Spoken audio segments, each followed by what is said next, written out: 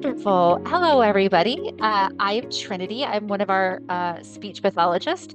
And joining me during this presentation is going to be Annie as well. And Annie is also one of our speech pathologists here at Bridging Voice. And welcome to our ongoing series, Beyond Communication. We've already had three sessions so far. We've had Beyond Communication, just kind of the overview. What else can my communication device do? We have talked about making music, and we've also talked about. So we are on to our third, what we're calling deep dive, where we take this full hour or so to really discuss one topic. And today we are discussing telephone calls and texting. And I'm going to be doing a lot of tech stuff, so kind of all at the same time. So please accept if I get a little discombobulated.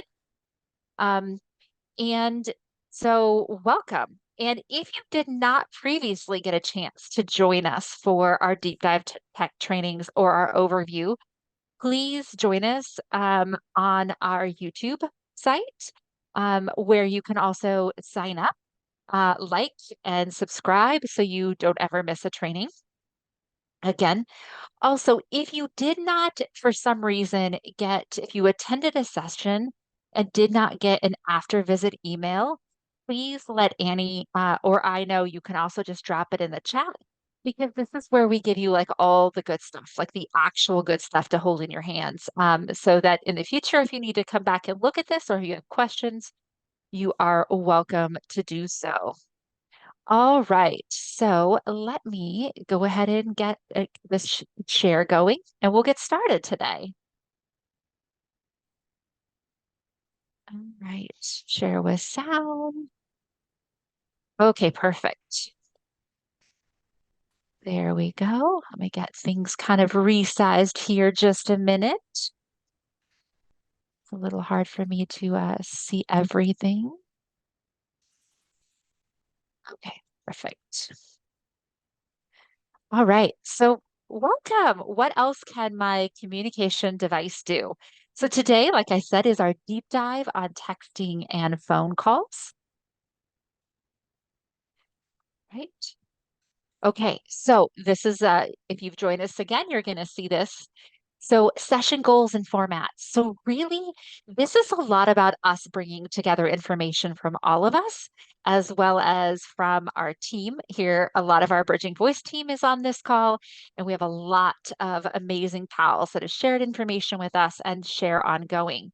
So, please share, join, ask questions, tell us what works for you, what doesn't work for you. We are going to be giving you tools and resources to get started, but you guys are going to give us a lot of that information. So, format for this, we are really encouraging you all to join. So, please feel free, leave your cameras on. You can leave your microphone on to chat. And then also, please feel free to use the chat window. And if you have any questions or need assistance with the chat window, you're welcome to raise your hand. We can talk about it. Otherwise, here are some instructions that just kind of show you how. So at the bottom of your screen, you can see the chat icon. Go ahead and hover over that, and it will pop up a secondary window for that as well. All right.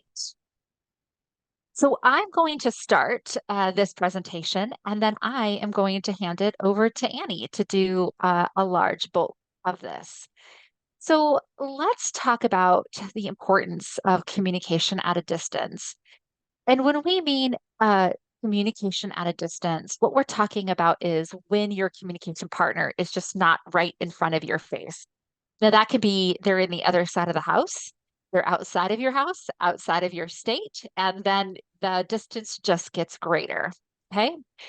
But the importance for distance communication, as we know, is healthcare visit isolation. So recently, the pandemic hit, and a lot of people weren't allowed to have visitors.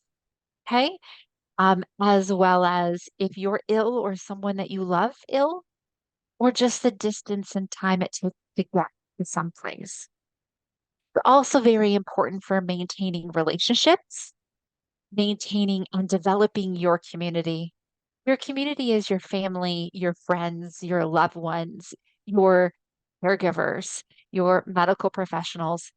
Self-advocacy is also really important. I feel very strongly that you need to be able to have a lifeline, a way to self-report in case something is going wrong, a way to let somebody in your life know that maybe something isn't okay. You need to be able to have those. All right. But self-advocacy is also, again, about maintaining your healthcare links, the ability for you to reach out to your medical staff and ask questions and explain how you're feeling and be able to make statements about your current status. Okay. But here's something that's important. Let me check my slide. Oops. Okay. So distance communication overview. Let's talk about this. What does this look like? How do we maintain this communication? So you can maintain communication many different ways, such as through your communication software, voice controls, web-based communication, or mirroring. I know that sounds big. I know that sounds overwhelming, but don't worry. Annie and I have broken it down into very digestible pieces. You're going to be a pro at this by the time we're done. And if you're not, you're going to have resources and you always have us to come back to ask questions about. Okay. But here's why it's important for us to talk to you about more than one way. You may need more than one system. For example, what if your phone dies or you drop it? Or what if you're at the doctor's office and you now no longer have access to Wi-Fi? It's also very common that a Bluetooth paired phone will have updates, be it in the communication software, in the Windows software, or in your telephone. When that Bluetooth update happens, it oftentimes it disconnects your phone from your communication device, and then you're stuck without the ability to text or to make telephone calls. So it's important that we talk about multiple different options. All right. So here's something that I want to make sure that everyone knows about. And this just recently happened. Okay. So this is a recent program. It's the Federal Affordable Connectivity Program, and it provides a monthly discount towards internet. Okay. So eligible houses participating in the ACP can also receive a one-time discount to purchase a laptop, desktop computer, or tablet from a participating provider. That's important for people. And that is a federal program. All right. Now, if you are living on reservation lands, the amount that you're allotted does increase. Okay. But I have included the information about that. Also, with this, I also want to talk to you guys about certain states. If you live in the states that we have listed here, they also have dedicated state telecommunication programs.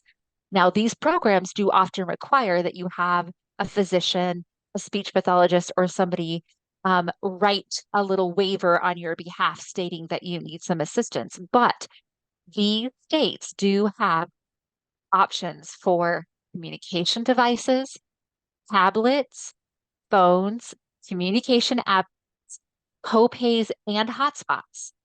So if you're finding that those are some issues for you financially and or being able to get equipment, these states have options for you. I also want to talk to you about a free relay service. Now, let me tell you, the relay service is not always perfect in terms of its relay aspect, but it is available to you and it's 711. Okay. And that is nationwide. So just want everybody to know all about that. All right, Annie, are you ready Okay, to take over? I'm ready. So the first chunk that we're going to discuss is how to do texting, phone calling, and video calling within your communication software. And so up first, we have texting in your communication software. This is has to be a favorite feature of it, people that I work with and most used and one of my favorite things to set up. So what we want to first point out are some major important tips when learning about texting with your communication software. So the first consideration here is that within the standard software, you typically cannot do group texting or texting of pictures and videos. Okay. And there are some workarounds to that in services like WhatsApp or Facebook Messenger, and we'll talk through those. But in the traditional setup of the software, group texting and pictures and videos are not possible for iPhone or Android. Okay. The second really important thing to know is about how to format your contacts so that the person's name actually shows up when they text you. So, what you have to do is on your cell phone, you have to go in and edit the contact number and put a plus sign and the number one before the phone number. So, that's really helpful when syncing contacts and getting things to show up the right way. So, those are two big tips here. Okay. And now next on the slide, you'll see that we've run through some of the major options for texting. Essentially, what happens is you will pair your phone through the Bluetooth with the communication device, and you'll allow access for the contacts and enable notifications. Those are two big pieces. We've listed here some of the major programs we work with and their features. So on the Tobii Dynavox, the I-series devices, they have a newer program called TD Phone, and that works for both Android and iPhone. The setup for this is done within the TD Phone program, okay? In Communicator 5, there is a separate text messaging page set, but this only works with the Tobii Dynavox Beam app, and that's an app that goes on an Android phone. And currently, it's only working with older Android phones. So Tobii's working on updating the app so that it will work with all Androids, but currently that's a limitation too. Okay, so we'll keep you posted on when that comes out. Tobii Dynavox does also have another product that is on an iPad, and that's called the TD Pilot. And the TD Pilot does not use a separate app, it uses the built-in iPad iMessaging service.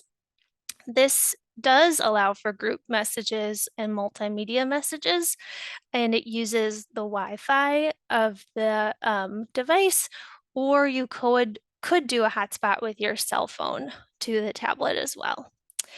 This just uses the standard Apple keyboard with the assistive touch menu. But if you need a larger keyboard and a different kind of eye tracking, you can type the message in the TD Snap application and then share it to the text messages. So there's a share function right in the app, and then you select other and then select your messages. For Grid 3 and Mind Express, you can use both an iPhone and an Android, and you set this up within the settings of the communication software itself. And then a final option that we wanted to highlight is a program called JoinIn. JoinIn is a third-party software which uses the Google Messages app for Android phones, and this is a great Android option. You do is you install the Google Messages on your Android phone. Oh, and Trinity just put the link for JoinIn in the chat. But you install the Google Messages app on your phone. You have to make it your default app, and then you can pair this app to the JoinIn program, and then you'll be able to text group messages, multimedia messages, single messages. It's a really great option there. JoinIn is included on Tobii I-series devices and on PRC Accents and is available for purchase on all Windows devices. It can stand alone from the communication software. So it's a really great option there. And you can try it for free for 30 days too. All right, we'll go to the next slide. So, in addition to texting, you can, of course, do phone calls. Our big tip here for phone calling within your communication software is to be aware of your audio settings. So, for example, you may want to consider if you want all of the audio from the call to run through your speech generating device. If you choose this option, then the person on the other end will only hear what you type with the communication software.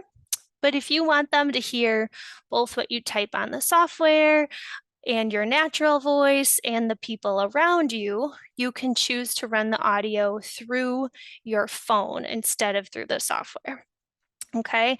It can be really helpful to have the audio run through your phone so then other people can chime in or, they can hear what else is going on. So we wanted to point that out for everybody. A second tip for being successful with phone calling is to use those pre-programmed phrases to your advantage, okay? So for example, you might put in a phrase that says, "Hi, it's Annie. I'm using my device to help me communicate. Hold on 1 second." Or you can have another button that says, "Wait 1 second while I type it out." So this can help your listener to learn to be a little more patient while you type your message up there. The nuts and bolts of calling with a speech generating device are pretty similar across devices. You pair the device with your phone and then you use your software to initiate, receive, or hang up a call. Video calling is a little bit different. Typically, I would say that video calling is done through voice controls or a web-based service like Zoom, and we'll explain more about that later. But we did want to point out that within the join-in software, there is an option to do video calling in Facebook Messenger. And if using an iPad device like the Pilot, you could, of course, use FaceTime in conjunction with your communication software. So it's definitely worth trying out your audio settings and practicing with somebody before you need to make a phone call for the first time so that you feel really confident and prepared. And we are happy to help with that to get you going there. So next slide, please. Okay, so we're still in our communication software section, and here we're talking about using using your software for urgent communication. Okay, so many people ask us about using your device as a way to contact somebody in an emergency type situation. Okay, and it's a really important consideration. And what we want to highlight here is that there are many ways for this to fail. Okay, so the Bluetooth may lose connection, like Trinity said. Your phone may die. Your eye tracker may go out. There's a lot of room for error with this. And so we really want people to be mindful and cautious when incorporating this into their routines. Um, some helpful tips within the software. So for example, in the Grid software and Mind Express, there's an option to send a dedicated message to a dedicated contact. And there's also a way to send an instant call to somebody so you can designate the number and not have to go through all the steps of launching the phone, then selecting your contact, and then selecting your message. So those are really helpful features and can make communication much easier. And in addition, you also have to consider programming in some phrases. So again, in a pinch, you can say, "Hi, my name is Annie. I live at my address and my back door is open. Please come help." So those are our tips about this section. And please reach out with any questions here. Okay, we can go on to the next one. So I'm going to jump in just really quickly to make sure. We have listed here 911 texting. This is one topic I wanted to bring up. Please make sure that before you consider that an option as a communication feature, that you do reach out to your local municipality, whether it be your city or your county, to confirm whether or not 911 services will accept text message. Here in Portland, we've got lots of major counties all close together around Portland Metro. One county does accept, one county does not accept. So please check on that first before you consider that an option. And I see a question in the chat from Ed. Hi, Ed, about options for pre-stored phrases in TD Phone. And I did see that TD Phone just added the quick messages feature, which is the same from TD Talk. I don't believe it works for text messages. I think it's just for over phone calls. But if anybody has tested it out and knows, feel free to chime in there. But that's my understanding of it. All right. So moving from communication software into voice controls. Voice controls are yet another way to control your phone calls, your text messages, and video calling. So you may use your natural speech to do this, or you may use the voice output from your communication device to do this.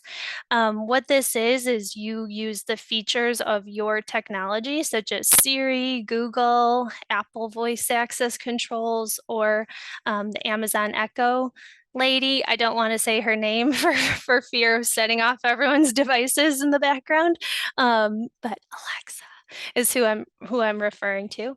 And so for these controls, again, pre-programmed phrases are absolutely your best friend, okay? And spacing is really key to the recognition to allow whatever service you're using to kind of wake up for a second and listen for the command there. In addition to programming in the phrases, you may want to consider training the technology with your speech output voice. So for example, Siri can be trained with your voice in the Amazon app. You can train it with a certain voice, so that can also help you to be more successful with this. Something else to consider or to know about is that with Alexa and with Google Home, there are limitations for emergency calling. Alexa will not place an emergency call to 911, but you can designate an emergency contact. And if you say, hey, call for help, or I need assistance, it will reach out, it will make a call to that designated contact, or it will attempt to.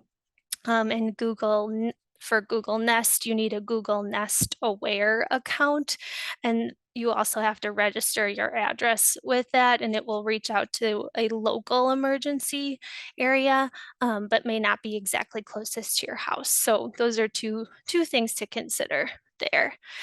So we can go on to the next slide where we have a quick video of using, here I'm using an iSeries device to place a phone call with my Alexa. And I'm using the speaking with phrases page to initiate this. I have put a period after the name to, again, allow that time to wake up.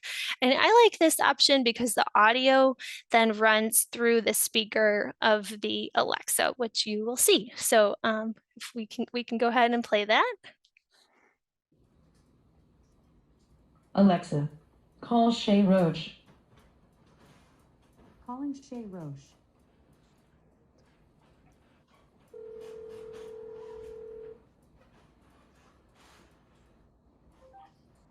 Hello? Shay, I need help. Okay, I'll be right there. Alexa, hang up. All right, so that's just a quick, simple video, and that can be programmed, any way that you need it to be. There. Okay. An important consideration with voice controls is the positioning of all of the equipment and keeping things together. So what we wanted to highlight for you here is that if you're going to be using your device or your voice, you want to be sure that what you're trying to control with the voice is close to you. So if you're using this with a communication device, you may want to mount it to the device itself, to the tubing that holds the device up. You may want to mount device, the phone or the speaker so that it's closer to you too, if you're using your speech. And if you're using your speech, you also would may consider voice amplification to make your voice louder and easier for the voice access to understand you. We also wanted to point out that sometimes having a lanyard or a way to make sure your phone stays with you is very important for this as well. And we have a whole bunch of links for equipment that is useful in these situations that Trinity just dropped in the chat and that we will mail out to everybody as well.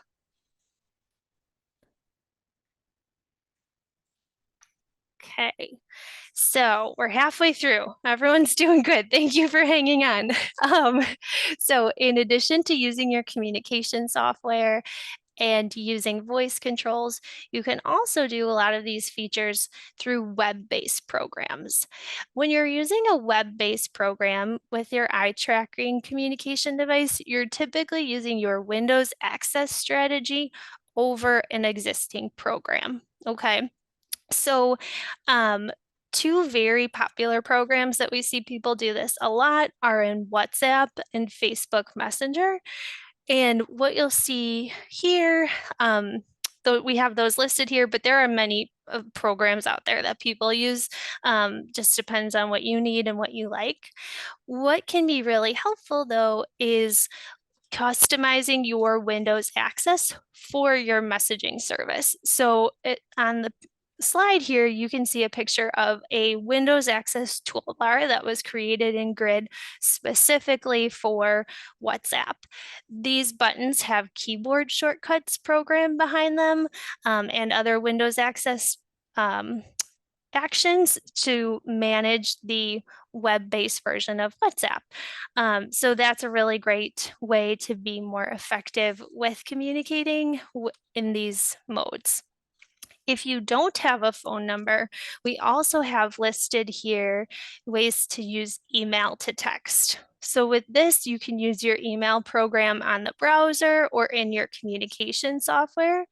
You, instead of emailing somebody's email address, you put in their phone number with the area code and then the number, and then you do @, and then you have to know who's the provider for that person, and those are listed here. So for example, I have T-Mobile, so if you were going to text me, you would do my phone number at tmomail.net, and then you can send the message that way. A good tip for this is to program in the this as a contact for somebody, so you don't have to always type out their phone number and provider address each time. But that's a great way to text without a phone number. It does require a Wi-Fi connection there. All right, so we can go on to the next one. So here we have web-based phone and video calls. So web-based phone and video calling phone calling, can be for those who don't have a cell phone. This is often known as voice over internet provider, and it does require an internet connection. And typically these programs require or have a fee associated with them. So for example, in Zoom, all of us have free Zoom accounts, right? We're all here in this meeting, but you can upgrade your account so that you can also call through Zoom. You can use, they have a phone pad, it would be on the website, their website or in their app, and then you can use that to make phone calls. What you want to test out and have ready is your ability to start a call through this process and then switch back into your communication software. So you may want to make shortcuts to go right to the website, a specific toolbar for the functions of that voice over internet provider, and then functions to get back so that you can type your messages and participate in the call. Video web-based calling is another option that everybody uses here. But what we do want to point out is that it can be a lot for your computer to run a video call, an eye tracker, and a communication software all at one time. So oftentimes we recommend, if you can, running the video call on a separate laptop on your phone, and then you could join the the video call and leave the video off so that you can still type into the chat that way. But it's typically really helpful to separate them. If you need to run them all on one, you may need to change the size of your keyboard or toolbar so that you can see the video call and access your communication software. And this can get a little tricky programming wise, so we are happy to try to help you with that if you need. And please feel free to drop in the chat if anyone has any other tips or tricks on this one. All right.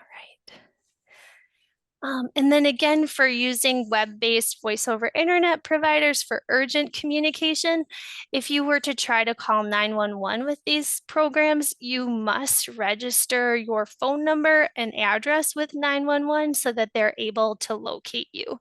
And again, this will not work if your internet connection is disrupted at all. And here we have some other voice over internet providers that are that people have used in the past there. Go on to the next. Okay, last section. You guys are troopers. We've made it very far. And so this is called mirroring, this last part that we're going to talk about. And again, this is where if using with an eye tracker, you would use your Windows access strategy to control a mirroring program on your device. Mirroring broadcasts your entire phone screen or parts of your screen onto your communication device. And what this can do is can give you access to different apps that may not be available on the browser, on the web.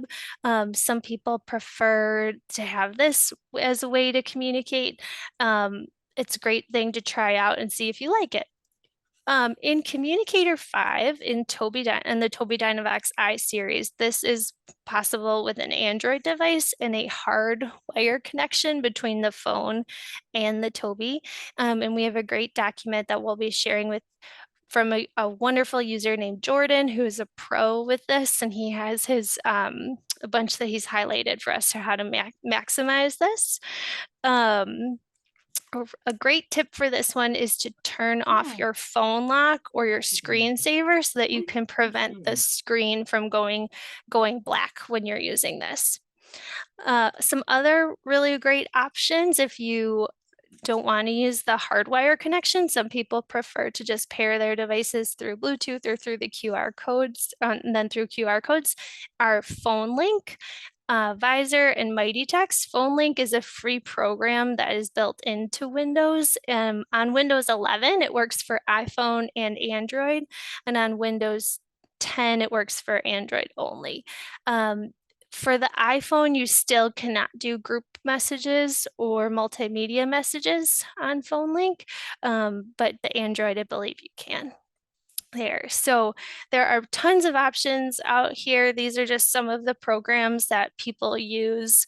And then again, just consider those phone settings, like keeping the screen unlocked, how you want the audio to be, if you want the phone to automatically answer on speaker. All of these features are unique to you and what you like, but exploring this can make all the difference in being successful with this. All right. Thank you, everybody, so much. That was a huge chunk. I'm going to hand it back to Trinity. All right. Thank you, Annie, so much for that, and for everybody for staying with us through all that. I know it's a lot of information. Biggest thing I want you guys to remember is we are here to help. So in talking about this, you guys are going to, because this was a lot of information, as always, within a week or so, you're going to get an email that has a link to our YouTube channel where you can watch this or go back and look at this again. You are also going to get a written handout with all of the tricks and tips. Like Annie referred to, Jordan made us an amazing handout to be able to share with you all. And then also a list of all of our links as well as the links for our upcoming sessions. So just really to wrap this up, I loved this quote. One text, one word, one phone call can change someone's mood entirely. Yours, receiving it, as well as you reaching out to someone else to support them. So it's amazing. Take your time with this. This is not always easy, but once you get the hang of it, you will get the hang of it. And the second bullet point that we have here is customize, customize, customize. Cannot say this enough. Making those buttons so that you can easily get to a feature that might be too small, or making a button that can do multiple steps for you, such as, input the message and hit enter, or create a message and hit send to somebody. So we can do multiple things on one button to make things easier. All right. Here's the last one that Annie and I really want to talk to you guys about, which is determining your priorities. Here's what we mean by this. What we mean by this is, what is most important? For example, and this is just an example, is it most important that you keep your iPhone, or is it most important that you are able to participate with family members or in a group chat where you can receive pictures and participate in that group chat? Remember, once you connect your phone with your communication device, you don't really have to hold on to it anymore. So you don't really have to interact with the Apple features per se. You can use your phone. So maybe that is a time where you decide to switch from one phone to another in order to get the features that you really want. And we can help you with that. All right. Okay. So I'm going to talk a little bit more, and then Synovia, I promise to come back to your question. So we are going quick. I want to update you guys on our deep dive sessions, and then we're going to go into question and answer. During our question and answer period, please feel free. Turn on your microphones, turn on your videos. This is a chance to share information, to talk, to ask questions. The floor will be open. So deep dive sessions coming up, I want to share with you all. So on October 10th, we have our environmental controls for home and television. On the 24th, we have our environmental controls for gaming and fun things. And wow, we've got some fun stuff coming in there. You're going to be surprised. I have loved Bob, one of our team members, is going to be joining us. So Antoinette Verdone from Improvability will be joining us for our home and TV. Bob, one of our team members here at Bridging Voice, has made some super fun stuff, and he's going to be joining us for the fun portion of it. Bob just joined on there. And then our caregiver alerting wheeled and wheelchair driving and positioning, which is going to be our last deep dive session. That one's going to be in November. And we have Tracy and Jay Beavers from Ability Drive will be joining us for that one. So I am going to now stop our screen share. We're going to flip over to our Q&A. So please feel free to start your cameras, turn on your microphone if you have any questions, and let's talk about what questions you have, comments, concerns, troubleshooting that you may be experiencing regarding telephones. Let's do it. So I'm going to start with our first question here is Synovia. Synovia says, hi, everyone. I use my Android phone for Zoom meetings. I have my phone mounted on a stand next to my Tobii Dynavox. And when I speak through the device, the participants on the Android can't hear me. What can I do? I use my phone for Zoom meetings because I can't see anyone when I'm typing. All right. Anybody want to join Eddie? Does anybody want to take this one for us so they don't have to just listen to us talk? Eddie left his microphone off. I think that's a no. All right.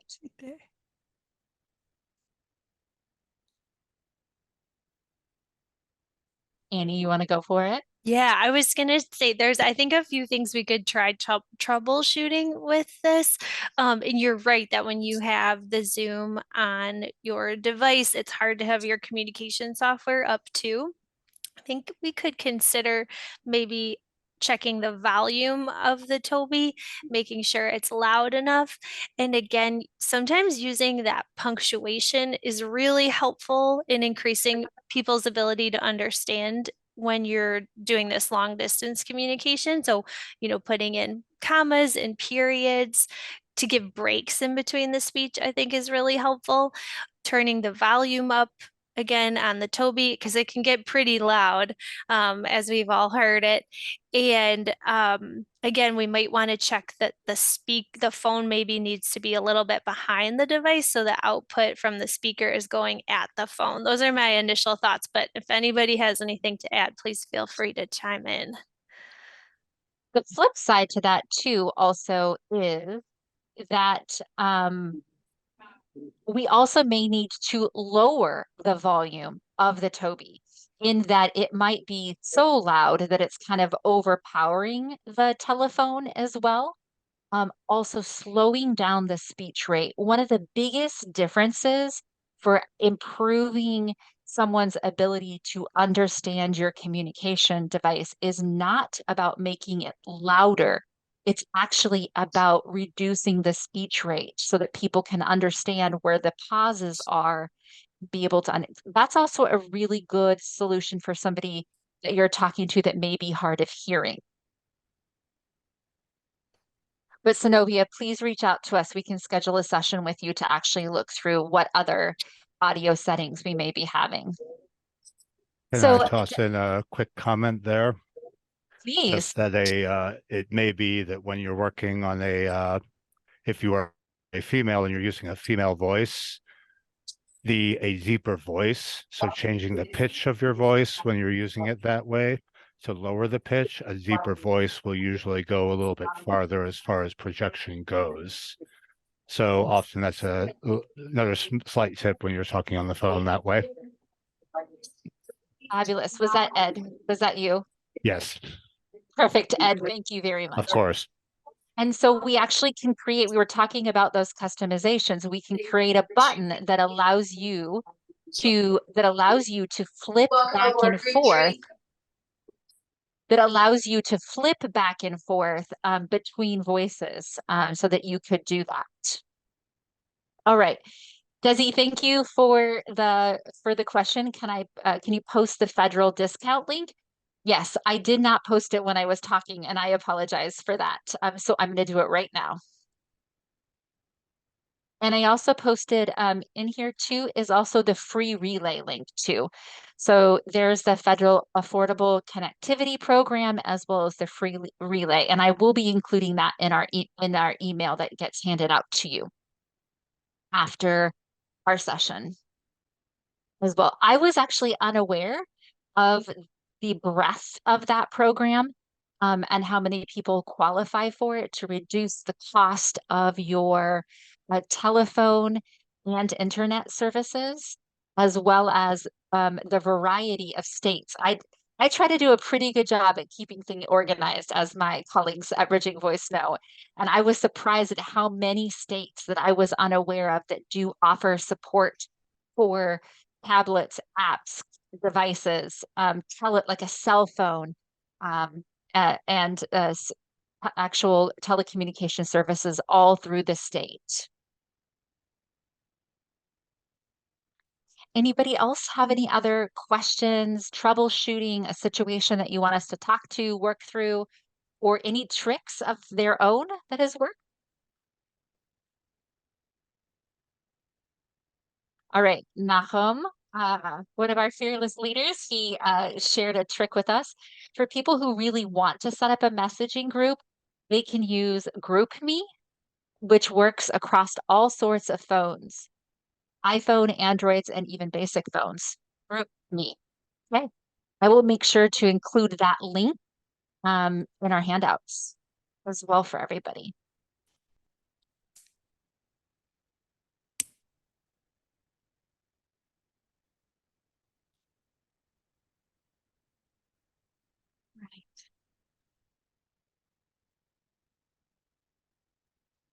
Okay. Anyone else? All right. And I think what I'll do now is I'll go ahead and we're going to say goodbye to our YouTube viewers. Please, if you liked this, please subscribe and join us again in the future. I'm going to go ahead and stop our recording.